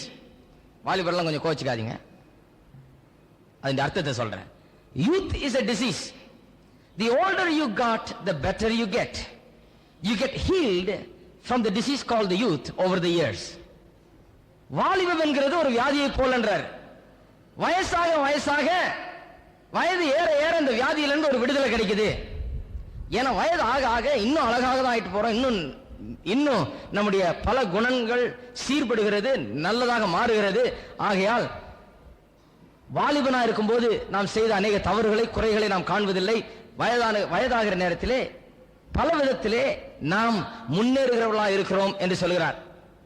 பாருங்க, நான் கூட யோசித்து பார்த்தா அப்படிதான் தெரியுது. அநேக நேரத்தில் நான் நினைச்சது உண்டு, திருப்பி 20 வயசுக்கு போனா அப்படி இருக்கும், நல்லா இருக்குமே அப்படின்னு. ஆனா இப்ப அப்படி நினைக்கிறது இல்ல. 20 வயசுல எவ்வளவு மடத்தனமா சில காரியங்களை செய்தன்றத எனக்கு விளங்குது. எவ்வளவு ஒன்றும் அறியாதவனா இருந்தேன், ஒன்றும் தெரியாதவனா இருந்தேன். 20 வயசுல அப்பதான் கத்துக்கவே ஆரம்பிக்கிறேன். கர்த்தருடைய வார்த்தையும் காரியங்களையும் அப்பதான் கற்றுக்கொள்ளவே ஆரம்பிக்கிறேன். பல விதமான தவறான கருத்துக்களை என் மனதிலே கொண்டவனா இருந்தேன். 20 வயசுல இப்படி இருக்கிற மாதிரி நான் இல்ல. 20 வயசுல வேற மாதிரி ஒரு ஆளாக இருந்தேன். அந்த 20 வயசுக்கு நான் திரும்பி போக பிரியப்படவில்லை. இப்போது எவ்வளவோ பக்குவம் அடைந்திருக்கிறேன், எவ்வளவோ காரியங்களை அறிந்து வைத்திருக்கிறேன், எவ்வளவோ ஞானத்தை பெற்றிருக்கிறேன். அன்றைக்கு இருந்ததை விட இன்றைக்கு எவ்வளவோ முன்னேறி இருக்கிறேன். ஆகையால் 20 வயசுக்கு நான் இப்ப திரும்பி போகிற பற்றி கவலைப்படுகிறது இல்ல. என்ன ஒண்ணு, வயசாக இந்த முடியெல்லாம் கொஞ்சம் நிறைச்சிட்டு போகுது. முடி போகாம இருந்தா கொஞ்சம் லாபம் தான். முடியெல்லாம் நிறைச்சிட்டு போகுது, முகத்தெல்லாம் கொஞ்சம் சுருக்கம் ஏற்படுது. இப்படி பல வயசாகிற சில காரியங்கள்லாம் அறிகுறிகள்லாம் தென்படுது. அது தெரிஞ்சுக்கிட்டு போகுது. ஆனாலும் உள்ளாக ஒரு பெரிய ஞானமும் அறிவும் நல்ல பண்புகளும் நல்ல காரியங்களும் அதிகமாக இப்பொழுது உண்டாயிருக்கிறது. ஆகையால் 20 வயசுக்கு நான் திரும்பி போக பிரியப்படல, இன்னும் முன்னேறி போய் கொண்டேதான் இருக்க வேண்டும் என்று விரும்புகிறேன். 100 வயசானா எப்படி இருக்குன்னு யோசித்து பார்த்தா ரொம்ப சந்தோஷமா தான் இருக்குது. எப்படி 100 வயசு ஆகிறதுக்குள்ள ஒரு பெரிய ஞானி ஆயிடுவேன்னு நினைக்கிறேன். ஆகையால் முன்னே போகிறதுக்கு தான் சந்தோஷப்படுறேன் ஒழிய பின்னே போய் திருப்பி 15 வயசா இருக்கணும்னு நான் பிரியப்படவில்லை. முன்னே போகிற வருங்காலத்தை குறித்து மகிழ வேண்டும். வயசாயிட்டு போகுதுன்னு சொல்லி கவலைப்படக்கூடாது. நம்முடைய தோற்றங்கள் மாறிக்கொண்டே போகுது, கலவி மாதிரி தெரியுது அப்படின்னு அப்படி யோசிக்க கூடாது. வருங்காலத்தை குறித்து நாம் மகிழ வேண்டும். குணசாலியான ஸ்திரீ அப்படிப்பட்டவளா இருக்கிறாள். அவளுக்கு ஏன் அப்படிப்பட்டவளா இருக்கிறாள்? அவளுடைய உடை பலமும் அவளுடைய கனமும் தான் அவளுடைய உடையாயிருக்கிறது. Strength and honour are her clothing. அவளுக்கு தன்னுடைய உடையை சார்ந்தவள் இல்லை, தன்னுடைய சரீர பிரகாரமான தோற்றத்தை அவள் பெரிதாக எண்ணி அவள் இல்லை. அவள் சும்மா மூக்கிய மொழியை நம்பி இல்ல, அவள் உடுத்துற உடைய நம்பி இல்ல, மயிர பின்னதில்ல இல்ல, பொன்னாபரணங்கள் இல்ல. அவள் எதை நம்பி இருக்கிறா? உள்ளே இருக்கிற சாந்தமும் அமைதலுமான ஆவியை வளர்த்துக் கொண்டிருக்கிறார். அது அவளுக்கு உடையா இருக்கிறதுனால அவளுடைய பலன், அவளுடைய ஆவிக்குரிய பலன், சக்தி, நல்ல குணங்கள் அவளுக்கு உடையாக இருக்கிறபடினாலே வருங்காலத்தை குறித்து அவள் பயப்படுகிறது இல்லை. ஏனென்றால் வருங்காலம் அவளுடைய சரீரத்தை மட்டும்தான் வேறு விதமாக மாற்றுறது ஒழிய இதை இன்னும் அழகாக மாற்றுறது. உள்ளவள் இன்னும் அழகான ஆய்கொண்டே இருக்கிறாள். ஒரு ஆள் சொன்னார், எப்படி அவருக்கு இருக்கும் ஒரு 80 வயசு இருக்கும்.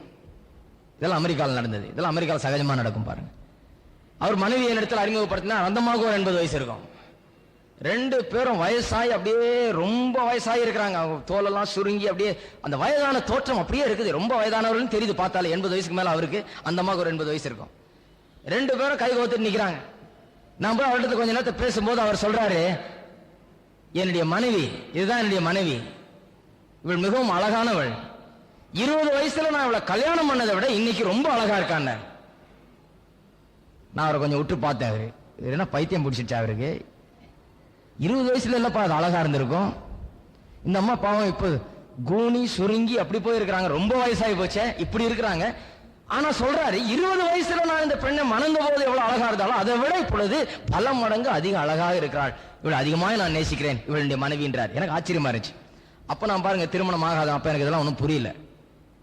நான் நினைச்சிட்டு சரி, இந்த அமெரிக்கர்கள் இப்படிதான் எதையாவது ஒன்று சொல்லுவாங்க, மனைவிக்கு முன்னால சில காரியங்கள் நல்லா சொல்லணும்னு சொல்றாரு போல இருக்குன்னு நினைச்சிட்டு பேசாம இருந்துட்டேன். ஆனா இப்ப விளங்குது, அது அவர் சொன்னதை யோசித்து பாக்குறேன், இப்ப விளங்குது.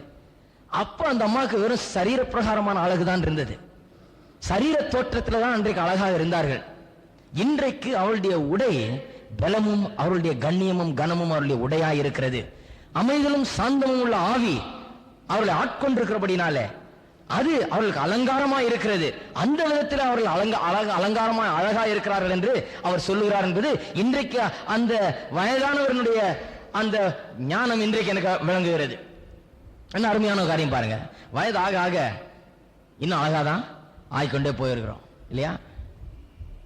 சில வீடுகள் இப்படி நினைக்கிறது. சில அம்மா மார்கள், நான் இளம் வயசா இருக்கும் போது நல்லா நேசிச்சாருங்க என்ன, அப்ப நான் பாக்குறதுக்கு நல்லா இருப்பேன், நல்லா இருந்தேன், இப்பதான் என் அருமாருக்கு விளங்க மாட்டேங்குது, இப்ப எனக்கு வயசாகி போச்சு அப்படின்னு நினைக்கிறேன். கிடையாது. ஆவிக்குரியவர்கள் புரிந்து கொள்ள வேண்டிய ஒரு காரியம் என்னன்னு சொன்னா, வயது ஆக ஆக ஆக வருங்காலம் வர வர வர அதை பற்றி நாம் கவலைப்படுகிறதோ அதை வெறுக்கிறதோ கிடையாது. அதை வரவேற்கிறோம், அதை குறித்து சந்தோஷப்படுகிறோம். ஏனென்றால் வருங்காலத்தில் இன்றைக்கு இருக்கிறத விட இன்னும் அழகா இருக்க போறோம். நம்முடைய உள்ளாக இருக்கிற நல்ல பண்புகள் இன்னும் அதிகமா வளரப் போகிறது. ஆகையால் கர்த்தருக்கு ஸ்தோத்திரம். எத்தனை பேர் சந்தோஷப்படுறீங்க? எல்லாரும் வயதை சொல்லிட்டு போங்க இன்னைக்கு போறதுக்கு.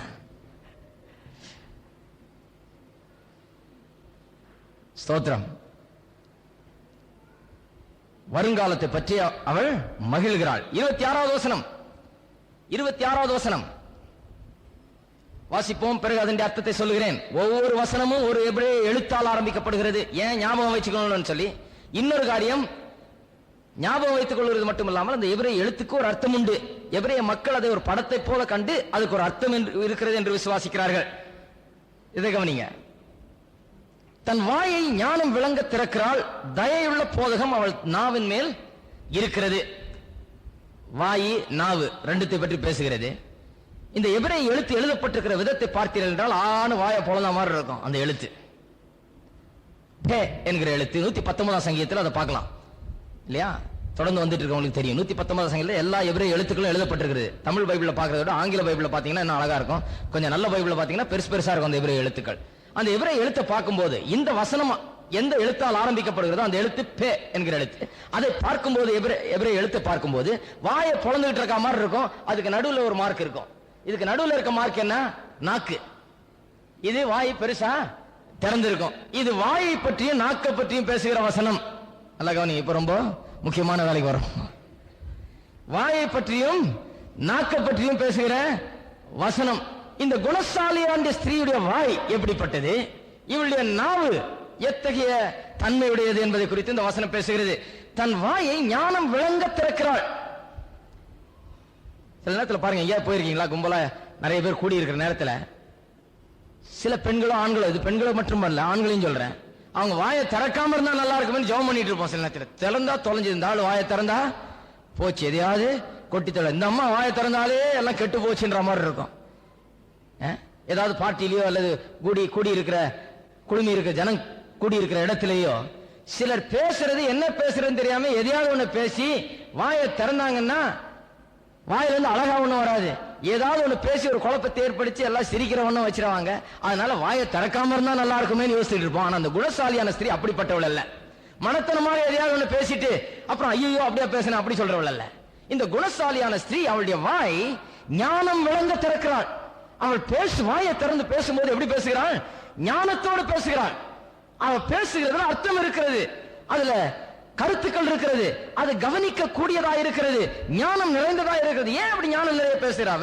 தேவனுடைய வசனத்தை அவள் தியானம் செய்கிறவளா இருக்கிறாள். ஆவிக்குரிய ஆற்றலை, சக்தியை, பலனை உடையவளாய் இருக்கிறாள். நன்றாக ஜெபிக்கிறவளாய், வேத வசனத்தை தியானிக்கிறவளாய், நற்பண்புகளை வளர்த்துக் கொள்கிறவளாய், அமைதியும் சாந்தமுள்ள ஆவியை வளர்க்கிறவளாய் அவள் இருக்கிறாள். அப்படி அவள் செய்கிறபடினாலே, அவள் இந்த ஆவிக்குரிய ஜீவிதத்தில் சிறந்து விளங்குகிறபடினால மற்றவர்களை பற்றி அது எதுவும் பேசாம, மற்ற வேண்டாத காரியங்களை பேசாம, கர்த்தருடைய வார்த்தையை நம்பி அதை பேசி அதை விசுவாசித்து அதிலே நடக்கிறவர்களாய் இருக்கிறபடினாலே அவள் வாயை திறந்த ஒரு காரியத்தை பேசும்போது அது ஞானமுள்ளதாய் தெரிகிறது. சூழ்ந்திருக்கிறவர்களுக்கு ஞானமுள்ளதாய் தெரியும் போது புருஷனுக்கும் அது ஒரு பெருமையா இருக்கும். வாயை ஞானம் விளங்க திறக்கிறாள். வாய் அப்படிப்பட்டதா இருக்குது. எப்படி? ஞானம் நிறைந்ததா இருக்குது. தயையுள்ள போதகம் அவள் நாவின் மேல் இருக்கிறது. வாயை பற்றி சொல்லியாச்சு, இப்ப நாவு. தயையுள்ள போதகம், தயையுள்ளனா அன்பு நிறைந்ததா இருக்கிறது, அதான் அர்த்தம் அதனுடைய. ஆங்கிலத்தில் கைண்ட்னஸ் என்று சொல்லுது. தயை, கைண்ட்னஸ், ஒரு பரிவோட ஒரு அன்போட பேசுகிறாள், பேசக்கூடியவளா இருக்கிறாள். அவன் வாயை திறந்து வெறும் ஞானத்தை போதிக்கிறவள் மட்டுமல்ல, எப்படி பேசுறா? தயையுள்ள போதகம். தயவுள்ள போதகம்னா அன்பான போதகம். அநேகர் இன்றைக்கு வாயை திறந்தாங்கன்னா ஞானம் வருது, ஆனா அன்பு வரமாட்டேங்குது. ஞானம் நிறைய இருக்கும். சில வேத வசனத்தை படிச்சிருப்பாங்க, சில பிரசங்களை கேட்டிருப்பாங்க, நல்ல போதனைகள் எங்கேயாவது கேட்டிருப்பாங்க, அதை வச்சுட்டு தாட் பூட்னு ஏதாவது சொல்லிட்டு இருப்பாங்களே ஒழிய அது தயையுள்ள போதகமா இருக்காது. இல்லையா? அது எப்படி இருக்காது? தயையுள்ள போதகமா இருக்காது. இந்த விசுவாச போதனைகள் குறித்து நான் முதல்ல கேள்விப்பட ஆரம்பித்த காலங்களில் ஒரு ஆளை சந்திச்சேன். அந்த ஆளை வச்சுட்டு ஒண்ணுமே பேச முடியாது. எதை பேசினாலும் பார்த்து உங்க அறிக்கை எப்படி இருக்குது பாத்துங்கன்னு. எதை சொன்னாலும் ஏன் கார் ஸ்டார்ட் ஆகாது போல அப்படின்னா போதும் உங்க அறிக்கை சரியில்லைன்ற அந்த மாதிரி ஆளு. ஒரே ஹைப்பர் அறிக்கை. இவரு போட்டு அறிக்கைன்னு போட்டு அறுத்துருவார் நம்மளையே. அப்பேற்பட்ட இவர் எதற்கு ஏதாவது ஒண்ணு சொன்னா நம்ம அறிக்கை சரியில்லைன்றாரு. இங்க சாப்பாடு நல்லா இருக்குமாங்க இந்த ஹோட்டல்னா, பாத்துங்க உங்க அறிக்கை எப்படி இருக்குதுன்னு. இவர்கிட்ட என்னத்தை தான் பேசுறது, இவர் என்னத்தை விசுவாசத்தை புரிஞ்சு வச்சிருக்காருன்னு தெரியல. என்னத்தையோ புரிஞ்சு வச்சுட்டு என்னத்தையோ பேசிட்டு இருக்காரு. அவரை பார்த்தாலே நான் ஓடிடலாமான் இருக்கேன் எனக்கு. அந்த மாதிரி ஆளா இருக்கும். சில காரியங்களை புரிந்துதான் வைத்துட்டு இருக்கிறாரு. ஆனா அதை தயையோட சொல்லுகிற ஒரு குணம் இல்லாமல் இருக்கிறது.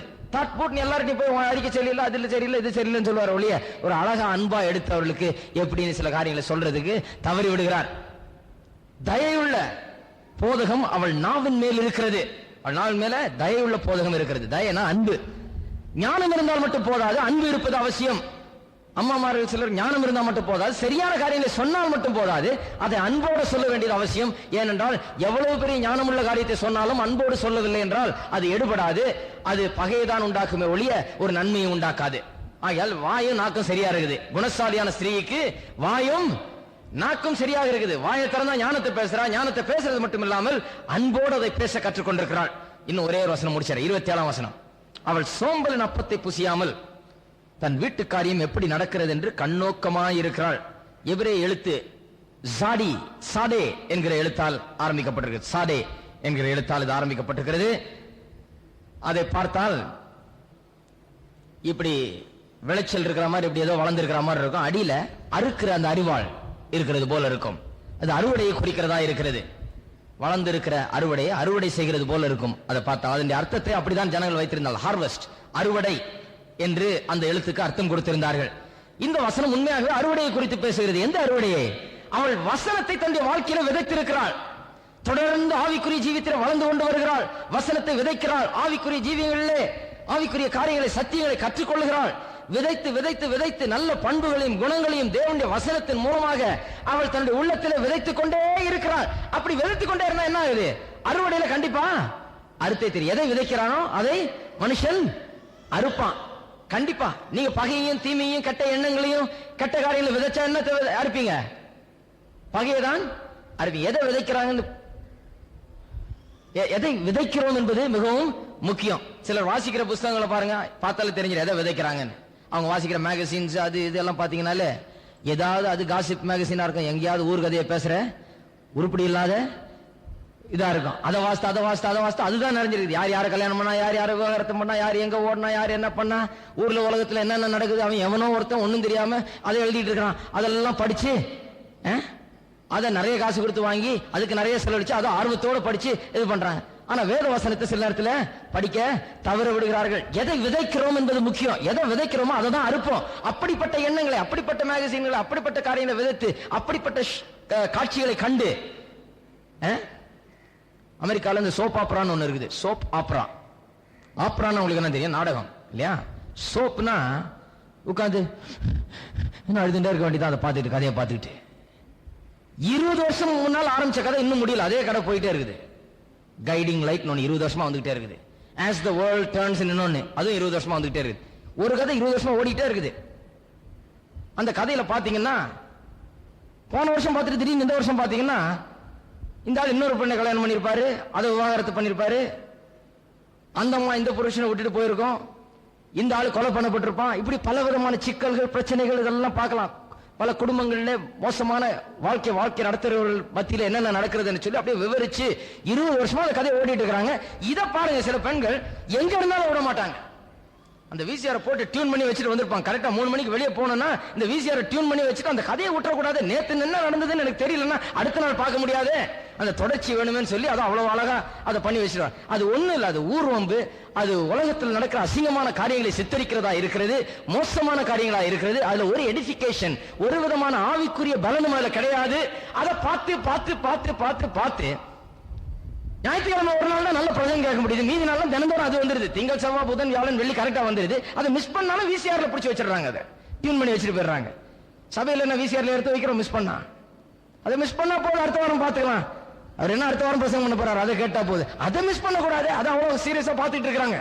அதை பார்த்து பார்த்து இதை விதைப்போம், என்னத்தை அறுக்க போறோம். அதே மாதிரி எண்ணங்களை, அதே மாதிரி விளைவுகளை நம்முடைய வாழ்க்கையிலும் ஒரு நாள் அறுக்க நேரிடுகிறது. ஏன்னா அதெல்லாம் எங்க இருந்து வருது? அந்த அசிங்கமான புத்தகங்களை படிப்பதனாலும் அப்படிப்பட்ட நல்ல கருத்துக்களை இல்லாத காட்சிகளை காணும் போதும் அவைகள் நமக்குள்ளாக ஏற்படுகிறதா இருக்கிறது. எதை விதைக்கிறியோ அதை அறுப்பா என்று வேத வசனம் திட்டவட்டமாக சொல்லி இருக்கிறது. இந்த குணசாலியான பெண் நல்ல காரியங்களை விதைத்து வருகிறதுனால் நல்ல காரியங்களை அவள் அறுக்கிறாள். என்னத்தை அறுக்கிறாள்? தன் வீட்டு காரியம் எப்படி நடக்கிறது என்று கண்ணோக்கமா இருக்கிறாள். இந்த வசனம் சரியா தமிழ் அவ்வளவு அழகா வரல, அர்த்தத்தை வெளிப்படுத்தல. என்ன சொல்லி இருக்குதுங்க? உண்மையாகவே மூல பாஷையிலிருந்து பார்க்க போனால் தன்னுடைய வீட்டிலே என்ன நடக்கிறது என்பதை குறித்த ஒரு ஞான அறிவு உடையவளாய் அவள் இருக்கிறாள். அவளுக்குள்ள ஒரு ஆவிக்குரிய அறிவு ஆற்றல் இருக்கிறது. ஏதோ ஒண்ணு தப்பா நடந்து கொண்டிருக்கிறது, ஏதோ ஒண்ணு மிஸ்ஸிங், ஏதோ ஒரு குறைவு இருக்கிறது நம்ம வீட்டுல, ஏதோ ஒரு காரியம் சரியா இல்லையே என்ற ஒரு ஆவிக்குரிய உணர்வு அவளுக்குள்ளாக ஏற்படுகிறது. அது அவளுக்கு தன்னுடைய குடும்பத்தை நடத்த அது உதவுகிறது. அந்த குறைவை சீர்படுத்தி உடனடியாக காரியங்களை சீர் செய்ய அது உதவுகிறது. அவள் ஆவிக்குரியவளாய் இருக்கிறபடினால குறைகளை கவனியாமல் அலட்சியம் பண்ணுகிறவளாய் அவள் இருப்பதில்லை. அந்த குறைகள் இருக்கும்போது சாதாரண மனதுக்கு கண்ணுக்கு அந்த குறைகள் தென்படாத வேளையிலே இவள் ஆவிக்குரியவளாய் இருக்கிறபடினாலே ஆவியானவரின் மூலமாக, ஆவியானவரின் உணர்த்துதல் மூலமாக அவள் அலர்ட்டா இருக்கிறாள் என்று ஆங்கில வேதாம மொழிபெயர்ப்பு என்று சொல்லுகிறது. தன்னுடைய வீட்டிலே நடக்கிற காரியங்களை குறித்து அலர்ட்டாக இருக்கிறாள், அறிவுள்ளவளாக இருக்கிறாள். அது நடந்து முடிஞ்சு வெளியில தெரியறதுக்கு முன்னால இவளுக்கு தெரிஞ்சிருது. ஏனென்றால் அபார ஆவிக்குரிய சக்தி பெற்றவளாக இவள் இருக்கிறாள். அதுதான் ஆவிக்குரிய காரியங்களை விதைக்கிறதுல ஏற்படுகிற விளைவு. வசனத்தை விதைத்து வசனத்தை தியானித்து ஆவிக்குரிய காரியத்தில் ஆண்டவரோடு நாம் டியூன்ல இருக்கும்போது, அவரோடு நாம் சரியாக இருக்கும்போது குடும்பத்தில் ஏற்படுகிற சில காரியங்கள் குறித்து நமக்கு மிக சீக்கிரமாக சில காரியங்கள் உடனடியாக தெரிந்து விடுகிறது, விளங்கி விடுகிறது. அவள் சோம்பலின் அப்பத்தை புசியாமல் என்று சொல்லும்போது ஏதோ சாதாரண சோம்பேறித்தனத்தை சொல்லி இல்ல, ஆவிக்குரிய சோம்பேறித்தனத்தை சொல்லுது. ஆவிக்குரிய விதத்தில் அவள் சோம்பலா இருக்கிறது இல்ல. கர்த்தருடைய வசனத்தை குறித்தும், ஜெபத்தை குறித்தும், ஆவிக்குரிய வாழ்வை குறித்தும், சபைக்கு செல்வதை குறித்தும், வேத வசனத்தை கேட்டு அறிந்து கற்றுக்கொள்வதை குறித்தும் அவள் சோம்பலா இருப்பதில்லை. அவள் சோம்பலா இல்லாமல் ஆவிக்குரிய ஜீவித்தை அப்படியே வளர்த்துக் கொள்கிறபடினால் அவள் குடும்பத்தில் தாறுமாறா எது நடக்கும்போது உள்ளே ஒரு ஆவிக்குரிய உணர்வு அவளுக்கு இருக்கிறது. அவளுக்கு அந்த வெளிப்பாடு கிடைக்கிறது. உடனடியாக தன் வீட்டில் என்ன நடக்கிறது என்பதை குறித்து அவள் கண்ணோட்டமாய் இருக்க முடிகிறது. நிறைய வீடுகளில் என்னென்னமோ நடக்கும், அங்க இருக்கிற அந்த அம்மாவுக்கு ஒண்ணுமே தெரியாது. ஏன்னா இவங்கள போல வேதத்தை வாசிக்கிறது, ஜெபம் பண்றதுல, ஒண்ணும் பண்றதுல ஒரு ஆவிக்குரிய உணர்வு கிடையாது. ஆண்டவர் அவர்களுக்கு வெளிப்படுத்தவும் முடியாது. ஏனென்று சொன்னால் ஆவிக்குரியவர்களாக அவர் விளங்குகிறது இல்லை. குணசாலியான ஸ்திரீயோ ஆவிக்குரிய ஒரு பெண்ணா இருக்கிறபடினால் வீட்டில தாறுமாறா ஏதோ நடக்கும்போது, ஒரு குறைகள் ஏற்படும் போது அவள் உடனடியாக சில காரியங்களை ஆவிக்குள்ளாக உணர்வுகளால் அதை சீர் செய்ய முடிகிறது. இன்னும் 4 வசனங்களை அடுத்த வாரம் நாம் பார்ப்போம். இன்றைக்கு கர்த்தருடைய பந்தியிலே நாம் பங்கு கொள்ளப் போகிறோம். கர்த்தருடைய பந்தியிலே பங்கு கொள்வதற்கு ஒவ்வொரு விசுவாசிகளும் அழைக்கப்படுகிறீர்கள். இயேசு கிறிஸ்துவை ஆண்டவரும் இரட்சகருமாக ஏற்றுக்கொண்டு உண்மையாகவே நான் ஆண்டவருடைய பிள்ளை என்று சொல்லுகிற விசுவாசிகள், ரட்சிப்பின் அனுபவத்தை உடையவர்கள் ஒவ்வொருவரும் இதில் கலந்து கொள்ளலாம். இது கர்த்தருடைய பந்தி. அவர் வருமளவும் நாம் அதை நினைவுகூர வேண்டும் என்று வேதவசனம் நமக்கு போதிக்கிறது. ஆகையால் இந்த பந்தி முடிந்தவுடன் ஆராதனை முடிந்துவிடும். ஜெபித்து முடிப்போம். இந்த வார்த்தைகள், அன்பின் தேவனே, கர்த்தராகிய இயேசுவின் நாமத்தில் மண்டில வருகிறோம். உம்முடைய பிள்ளைகளாக நாங்கள் வருகிறோம். கர்த்தாவே, உம்முடைய வார்த்தைகளை இன்று காலை வேளையில கேட்டோம். உம்முடைய வார்த்தைகள் எங்களுக்குள்ளாய் கிரியை செய்கிறபடியால் உமக்கு ஸ்தோத்திரம். உம்முடைய வார்த்தைகள் எங்களுக்குள்ளாய் மாறுதல் உண்டு பண்ணுகிறபடியால் உமக்கு ஸ்தோத்திரம். விசேஷமாய் குடும்பங்களுக்காக இன்றைக்கு ஜெபிக்கிறேன். ஒவ்வொரு குடும்பத்தையும் நீர் ஆசீர்வதிக்க வேண்டுமே கர்த்தாவே. கணவன் மனைவிமாரை ஆசீர்வதித்தலும், பிள்ளைகளை ஆசீர்வதித்தலும், குடும்பமாய் உம்மை சேவிக்கிறவர்களாய் உம்முடைய வார்த்தைகளின்படி நடக்கிறவர்களாய் ஒவ்வொருவரையும் வைத்தலும். ஒவ்வொரு குடும்பத்திலேயும் சந்தோஷம், சமாதானம் பெருகட்டும்.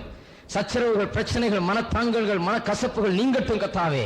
ஒருவரை புரிந்து கொள்கிறவர்களாய், அன்பு செலுத்துகிறவர்களாய், உம்முடைய வசனத்தின்படி நடக்கிறவர்களாய் கர்த்தாவே, உம்முடைய குடும்பங்களிலே கர்த்தாவே உம்முடைய மகிமை, உம்முடைய மேன்மை விளங்கட்டும் கர்த்தாவே. இந்த குடும்பங்கள் உமக்கு சாட்சியான குடும்பங்களாய் ஜீவிக்கட்ட கர்த்தாவே. இந்த குடும்பங்களில் உம்முடைய சந்தோஷம் பரவட்டு கர்த்தாவே. இயேசுவின் நாமத்தில் பிசாசின் சகல கிரியைகளும் மதமாக்குகிறோம். பிசாசு அந்த குடும்பங்களை பூர்ந்து ஏற்படுத்துகிற சகல விதமான சச்சரவுகளை இயேசுவின் நாமத்தில் ஒன்றுமில்லாமல் ஆக்குகிறோம். சமாதானம், சந்தோஷம், நிம்மதி, சுகம், பலன், ஆரோக்கியம் பெருகட்டும் கர்த்தாவே. குடும்பத்திலே ஆசீர்வதித்து காத்துக்கொள்ளும். ஒவ்வொருவரும் இன்றைக்கு வந்திருக்கிற ஒவ்வொருவரும் உடைய வார்த்தை அவர்கள் இதயத்தில் சுமந்து செல்லட்டும். அவருடைய கண்கள் அதை விட்டு எடுக்கப்படாமல் இருக்கட்டும். அது அவருடைய குடும்பத்திற்கு நல்ல ஆரோக்கியத்தை கொண்டு வருகிற வார்த்தைகளாக அது இருக்கட்டும் கர்த்தாவே. குடும்பத்திற்கு நல்வாழ்வை அளிக்கிறதாக அது இருக்கட்டும். ஒவ்வொருவரையும் ஆசீர்வதித்து உடைய வார்த்தையினால் கர்த்தாவே ஒவ்வொருவருக்கு போதித்தபடியால் உமக்கு ஸ்தோத்திரம். இப்பொழுதும் உடைய பந்தியிலே நாங்கள் பங்கு கொள்ளும் போது கர்த்தாவே உம்மை நினைவு கூறுகிறோம். எங்களுக்காக நீர் ரத்தம் சிந்தி நீர் உம்முடைய சரீரம் எங்களுக்காக பிற்கப்பட்டது. நீ வருமளவும் அதை நினைவு கூறுகிறோம். உடைய மாபெரும் அன்பு நாங்கள் ஒருபோதும் மறக்க முடியாத ஆண்டவரே. இதில் நாங்கள் பங்கு கொள்ளும் போது புதிய உடன்படிக்கைக்கு பாத்திரவாரர்களாய் நீர் எங்களை தெரிந்து கொண்டபடியால் உமக்கு ஸ்தோத்திரம். புதிய உடன்படிக்கை மேலான வாக்குத்தத்தங்கள், மேலான உடன்படிக்கை எங்களுடையதாக இருக்கிறபடி ஆளுமக்கு ஸ்தோத்திரம். அதன் வாக்குத்தத்தங்கள் எல்லாம் ஆம் என்றும் ஆமேன் என்றும் இருக்கிறபடி ஆளுமக்கு ஸ்தோத்திரம். இதுல பங்கு பெறுகிறவர்கள் ஆசீர்வதித்தருளும். புதிய உடன்படிக்கையில் நிலைக்கிறவர்களாய் ஒவ்வொருவரும் வைத்தருளும், ஆசீர்வதித்தருளும். இயேசுவின் நாமத்திலே கேட்டுக்கொள்கிறோம் பிதாவே, ஆமேன். இப்பொழுது நாம்